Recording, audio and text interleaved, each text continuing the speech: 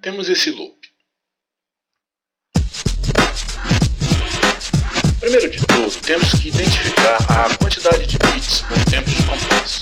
Fazemos isso contando. 1, 2, 3, 4. 1, 2, 3, 4. 1, 2, 3, 4. 1, 2, 3, 4. Muito bem. Temos 8 tempos aqui. Selecionamos a opção Edit SD Properties. O diálogo é apresentado. Eis as opções. One Shot. Com esta opção, o ACID vai considerar isso como sendo um arquivo único de áudio sem conexões de loop. Sendo assim, quando alterarmos o andamento no projeto ACID, este arquivo continuará com seu próprio andamento. Quando selecionamos Loop, informamos ao ACID que este arquivo deverá ser tratado como um loop. Root Note for Transpose é a tonalidade deste loop. Se fosse um baixo, por exemplo, poderíamos informar a tonalidade em que ele está. Isso é necessário porque às vezes precisamos transportar o tom no projeto ACID, alterando o tom da música. Sendo assim, o ACID vai se basear na tonalidade deste loop para que possa efetuar o transporte corretamente. Número de bits. Colocamos 8, que foi a conclusão que chegamos há pouco. Se formos salvar para a versão ACID 2, que é a mais antiga, esta versão não faz bit, só conseguimos então definir um andamento. ACID Bitmapped.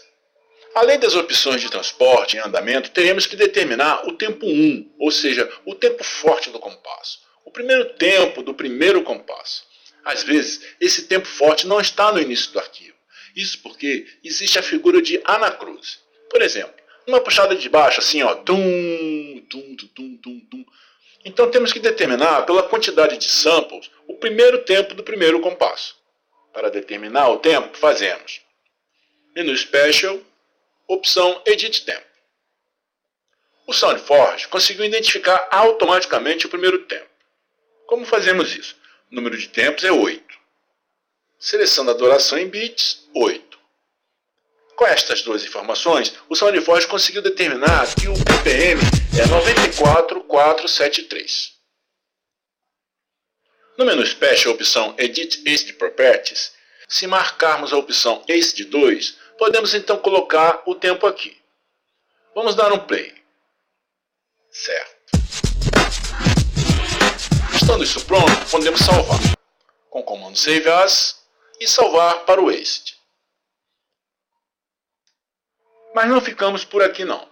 Existem outras ferramentas. No menu Special, vamos selecionar a opção ACID Loop Tools. Podemos acessar esta opção de uma outra forma, inclusive para facilitar o nosso trabalho. Menu View, Toolbars, ACID Loop Creation Tools. Vemos agora essa barra de ferramentas. O que temos nela? Vamos ver. Clicando nesse A aqui, abrimos o diálogo Edit ACID Properties.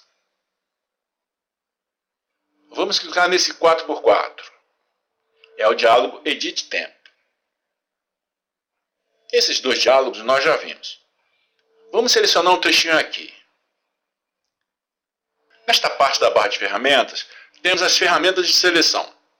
Podemos dividir por 2 o que foi selecionado.